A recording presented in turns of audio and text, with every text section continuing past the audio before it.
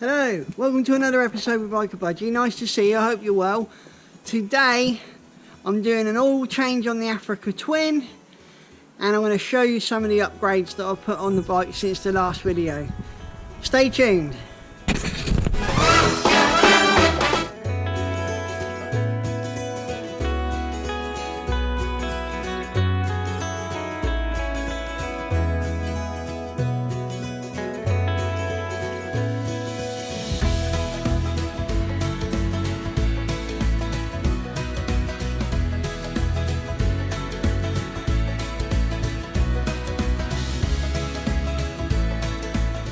Right, we're going to start with the oil change. So I've got the bike up on the paddock stands here, as you can see. There we go, it's up on the paddock stands. Got a front one and a rear one. It's on level ground, which is important to make sure that all the oil drains out of that sump. So let me show you the tools we're going to need to use today to complete this task of oil change and filter. Right, first of all, we're going to need oil. I've got 5 litres of the Motul 10W40, the 4T 4-stroke motor oil, and I've got a genuine Honda oil filter and the replacement washer for the sump nut.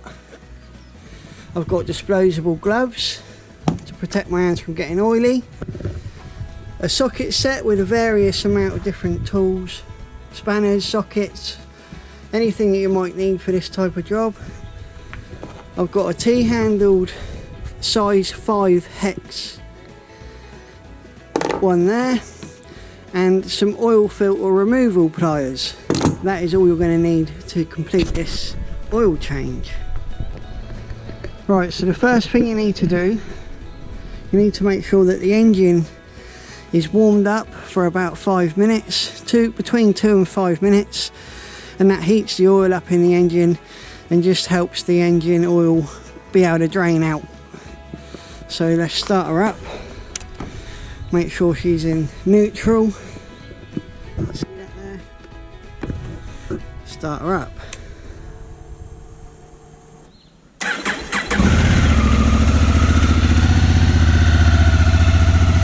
There we go, so I'll just leave that running for 5 minutes, let that warm up, and then the first task is to take off that sump guard so that we can get to the drain plug and the oil filter.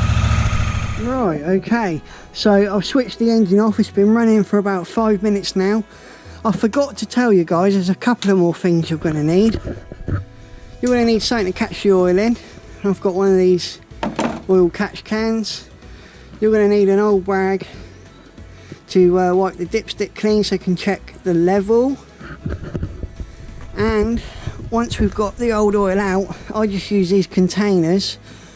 With that spout I can pour the oil straight into here, and then at a later date I can, when this full up, I can get rid of that at the local recycle centre.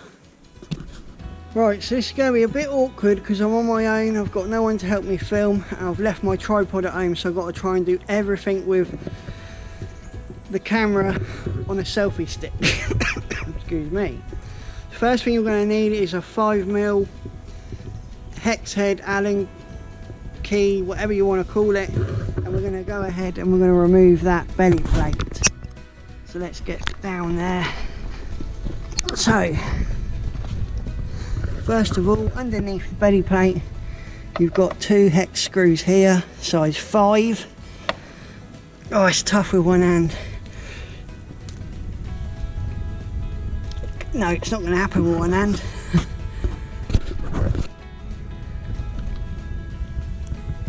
There we go. Oh, that's got it. There's one. There we go. There we go, that's 2. So just going to go ahead and remove those. Like I said, it's a bit awkward for me doing this on my own because I've got no one to hold the camera. So that's one. Keep your screws safe, don't lose them.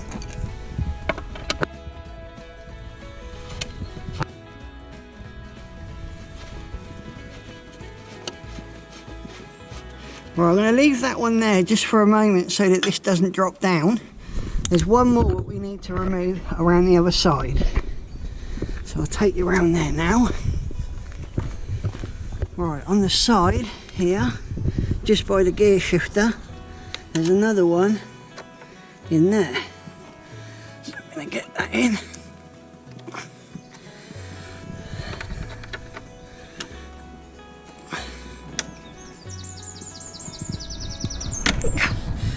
Cool, they're super tight. I'm going to take that one out of there.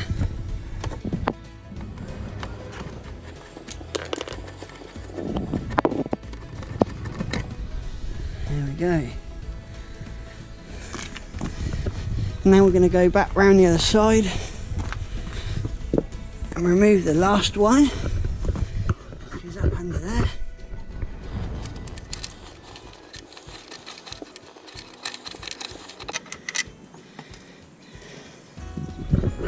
Okay, so you can see it's hanging down. If I come around this side, go back underneath, up underneath there, just here, you'll be able to see it's on a little peg. So you just give it a little wiggle and put it off. And that's the belly plate off.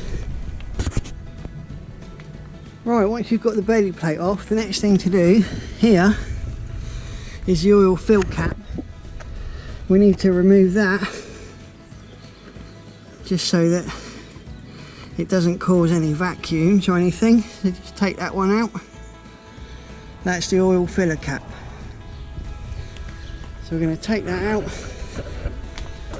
We're going to rest that down with the bolts that we've taken out from the belly plate, so we're keeping all our stuff tidy and together so we don't lose nothing. Okay, so I'm back under the bike now. Now we need to take off the drain plugs. So there's one here and there's one back there. So we've got to get our oil drain can, put that on the floor to catch any oil coming out, and let that drain down until it's empty. Sorry, forgot to say, you're going to need a 12mm socket to get those oil drain plugs out.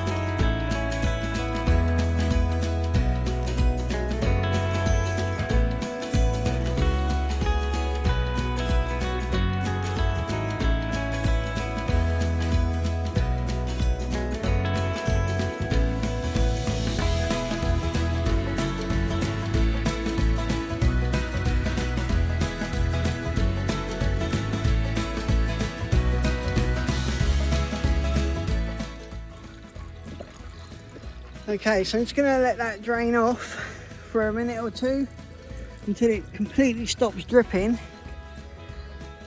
Then we can remove the oil filter. So the oil's just doing a little drip now. There's not much more to come out, but just to make sure we've got every bit of oil out there, I'm going to go ahead and remove this oil filter, and that'll let loads of air in and then any oil that's left in there should come out.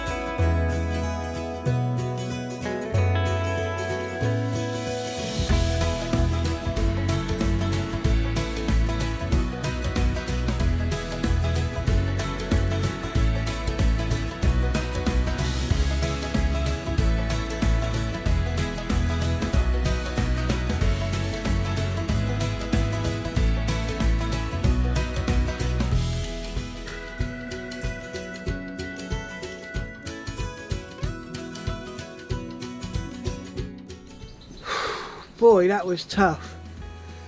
That oil filter has been on there since new, I think. No, it's been changed twice, I think. But whoever put that last one on, which wasn't me, because I got it done at the dealership to keep the warranty, that was on there tight. It didn't need to be on there that tight. And we pretty much destroyed it trying to get it off. But anyway, the next thing to do, clean up the drain plugs again, and we've got two, so we need to clean those up. And I believe it's pretty much finished dripping, so what I'm going to do is just wipe round all of this with a rag, clean it up, put the drain plugs back in, the new oil filter on, and then we can top her back up with the fresh oil.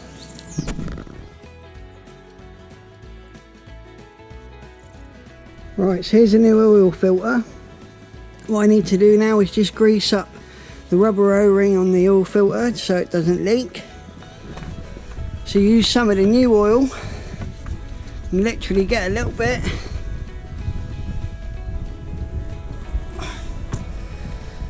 on your finger, and just run it around the lip,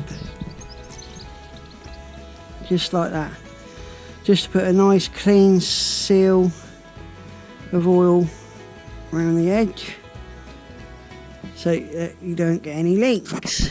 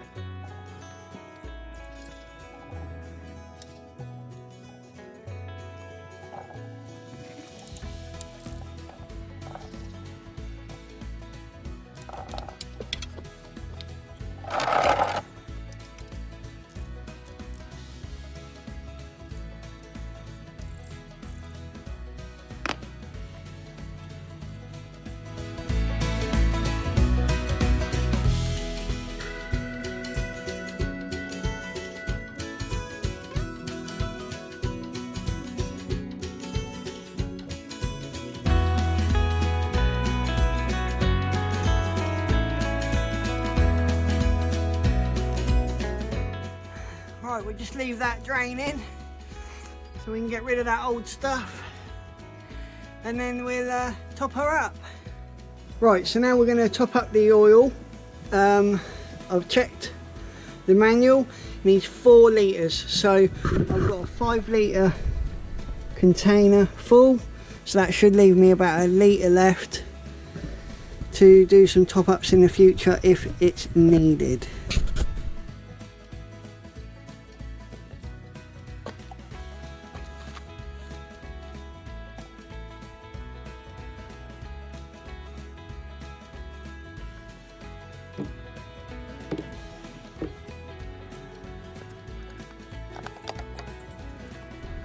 Okay, so I've topped it up with oil, 4 litres.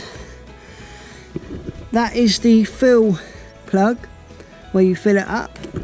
And just down here you can see is the dipstick. It's a separate dipstick. Quite often the dipstick is connected to the fill cap.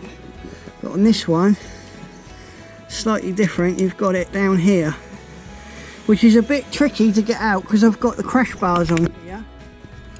It does come out, but it's a bit of a fiddle to get it past those bars, so you can work it out. So I'll give that a minute, check the level. If it's correct, I'll put the filler cap back on and we're all done.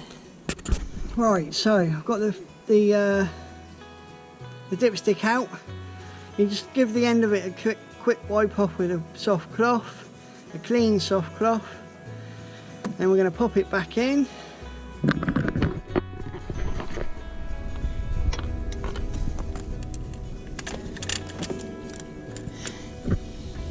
You only put it down to the beginning of the screw thread.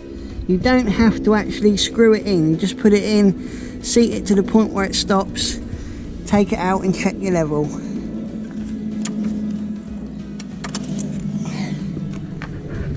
I don't know if you can see that there. We are just, get it in the right light, there we go. We're just on the full mark, which is perfect.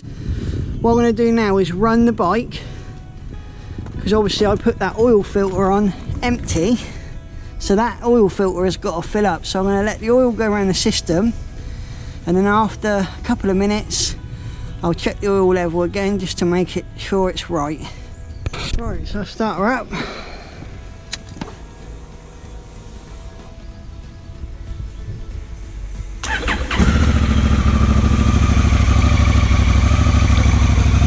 Oh! I forgot the oil drain cap, the filler cap.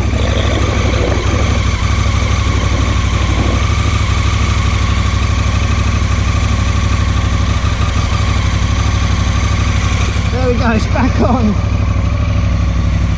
Just gonna let that run for a couple of minutes and then I'll check that oil level again. Right, turn it off. Now we just got to wait a couple of minutes for all the oil to drain back down to the bottom of the sump. We can check the level. While I'm waiting for that to cool down, just going to check this, make sure it's all drained out. Yeah, it's all gone. So I'll take that out of there. Put the lid on there. This will all go off to the recycle centre. Got quite a bit in there now, as you can see. And then I'm just going to wipe that round with a soft cloth and clean it out, ready for next time. Okay, I've got the dipstick out. I wiped it off with the rag. We just need to seat it back in. It's a real struggle to get in with these crash bars on. We just seat it up to the screw threads, take it out. There we go. Check that level. There we go. We're just on the full mark, which is perfect. Right, while I've got this belly plate off, you can see how dirty it is. Just going to take the opportunity just to give it a quick clean over. Spray it up with WD-40 everywhere. I'll let that soak in for a couple of minutes and then we'll wipe it clean. Give it a quick wipe.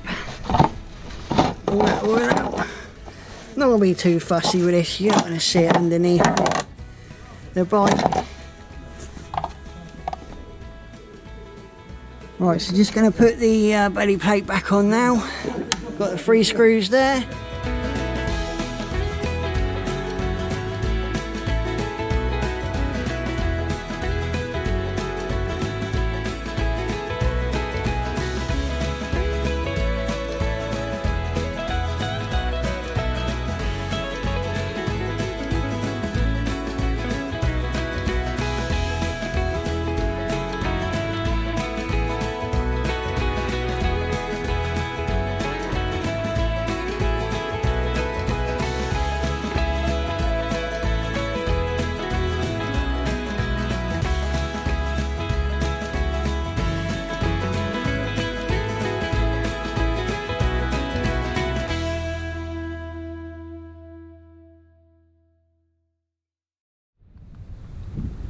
Right, so that's it, it's finished. That's the oil change done. We've done the filter, the oil, and that's all finished. So now I'm just going to go through and show you some of the bits I've added on the bike since the last video I done. Right, so there she is. So to start with, the most obvious thing, it's probably the luggage. Now when these come from the factory, any of you guys that have already got the Africa Twin will know that this bit where it says Honda, can you see that there? This bit where it says Honda, this is a brushed aluminium, and I found it really hard to clean. It stained terrible and you just couldn't clean it with anything. So what I done was I just got it wrapped, just in a matte black wrap. I've done both boxes each side, and I've done the top box as well. There we go.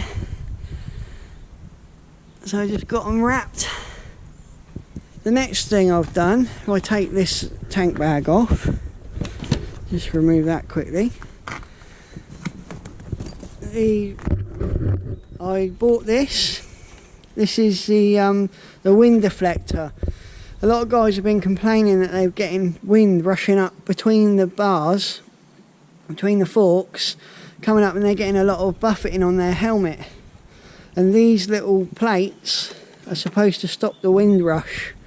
But in hindsight, because I run this tank bag, I didn't actually get any wind rushing up because the tank bag blocked it.